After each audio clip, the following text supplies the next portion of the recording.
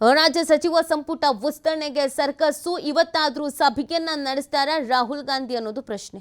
3 ದಿನ ಕಾದ್ರೂ ರಾಜ್ಯ ನಾಯಕರಿಗೆ ರಾಹುಲ್ ಸಿಕ್ಕೇ ಇಲ್ಲ. ರಾಜ್ಯ ನಾಯಕರ ಜೊತೆಗೆ ಇವತ್ತು ರಾಹುಲ್ ಸಭೆ ನಡೆಸಬಹುದಾದ ಸಾಧ್ಯತೆ ಇದೆ. ನಿನ್ನೆ ನಡಿಬೇಕಾಗಿದ್ದ ಸಭೆಯನ್ನ ಮುಂದೂಡಿದ್ದು ರಾಹುಲ್. ಲೋಕಸಭೆ ಕಾರ್ಯಕಲಾಪ ಹಿನ್ನೆಲೆಯಲ್ಲಿ ಇವತ್ತಿಗೆ ಸಭೆಯನ್ನ ಮುಂದೂಡಿದ್ದು. ಇವತ್ತು ಸಂಪುಟ ವಿಸ್ತರಣೆ ವಿಚಾರವಾಗಿ ರಾಹುಲ್ ಸಭೆ ಮಾಡಬಹುದಾದ ಚಾನ್ಸಸ್ ಇದೆ.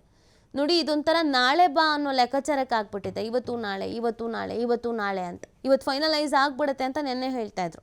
ಮೊನ್ನೆನೂ ಅದನ್ನೇ ಹೇಳಿದ್ದು, ಇವತ್ತೆಲ್ಲ ಆಗ್ಬಿಡುತ್ತೆ, ರಾತ್ರಿ ಮೀಟಿಂಗ್ ಇದೆ ಅಂತ. ಬಟ್ ಆಗ್ತಿಲ್ಲ, ಮುಂದಕ್ಕೆ ಹೋಗ್ತಾನೆ ಇದೆ.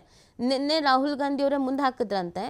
ಕಾರಣ ನಿನ್ನೆ ಎಲ್ಲ ಗಮನಿಸಿದ್ರಲ್ಲ, ಏನೇನಾಯಿತು ಏನು ಎತ್ತ ಅನ್ನೋದು. ಬಿಕಾಸ್ ರಾಹುಲ್ ಗಾಂಧಿಯವರು ಲೋಕಸಭೆಯಲ್ಲಿ ಸಾಕಷ್ಟು ವಿಚಾರವನ್ನು ಪ್ರಸ್ತಾಪಿಸಿದ್ರು, ನೀಟ್ ವಿಚಾರಕ್ಕೆ ಸಂಬಂಧಪಟ್ಟಂತೆ. ಅದಿತ್ತಲ್ಲ, ಹಾಗಾಗಿ ಮುಂದಕ್ಕೆ ಹಾಕಿದ್ದಾರಂತೆ. ಇವತ್ತಿಗೆ ಸಭೆಯನ್ನು ಮುಂದೂಡಿದ್ದಾರೆ.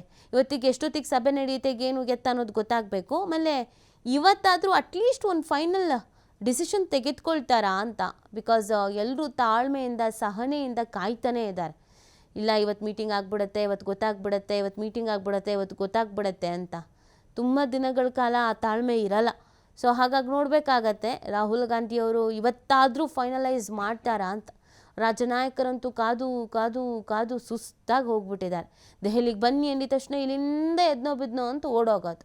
ಇವತ್ತು ಫೈನಲೈಸ್ ಆಗುತ್ತೆ ಅಂತಾರೆ, ಮತ್ತೆ ಫೈನಲೈಸ್ ಆಗಲ್ಲ. ನೋಡಿ, ಇದು ಮಲ್ಲಿಕಾರ್ಜುನ ಖರ್ಗೆ ನಿವಾಸದಲ್ಲಿ ಸಭೆ ನಡೆಯುತ್ತಂತೆ. ಸಭೆಯಲ್ಲಿ ರಾಹುಲ್ ಗಾಂಧಿ, ವೇಣುಗೋಪಾಲ್, ಸುರ್ಜೇವಾಲಾ, DK ಶಿವಕುಮಾರ್, ಸಿದ್ದರಾಮಯ್ಯ, BK ಹರಿಪ್ರಸಾದ್ ಇವರೆಲ್ಲರೂ ಭಾಗಿಯಾಗ್ತಾ ಇದ್ದಾರೆ.